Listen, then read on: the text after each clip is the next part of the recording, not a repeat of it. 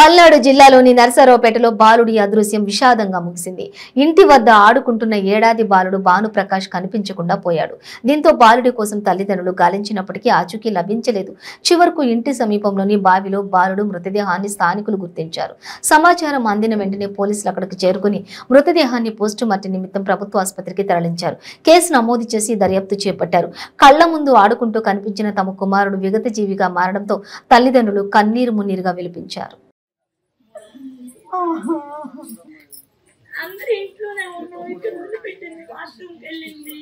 మీరు 2 నిమిషాలు అటు ఇక్కడ కుక్కలు చిప్పులు కూడా వదిలిపెట్టినట్టున్న రోజు మామూలుగా ఒక సెకండ్ కానీ పట్టుకోమని బతిలాడు. అది ఆ వాష్రూమ్ లో కింద వచ్చిందంటే పిల్లడు లేడు. బట్టలు కూడా లేవంట. అది కూడా టీ షర్ట్ కూడా అక్కడే ఇప్పుడే టాయిలెట్కి వెళ్ళిందంట. మళ్ళీ ఎల్లుచ్చిలోకి బాబు మిస్ అయ్యాడంట. బట్టలు కూడా లేవంట సార్. షర్ట్ ఇప్పింది, టాయిలెట్కి వెళ్ళాడని చెప్పి. ఇంట్లోకి ఎక్కడ అసలు ఇంట్లో ఫస్ట్ ఇంట్లోకి ఏమైనా తీసుకొచ్చారని ఇంట్లోకి ఎత్తుకున్నాము. ఇంట్లో ఎక్కడ కనపడపోయేలోకి బయటకు వచ్చాము. అనుమానంగా తిరిగినట్టు ఎవరన్నా కనిపించారు? మేము అసలు ఎవరం బయటికి రాము సార్, లోపలే ఉంటాము.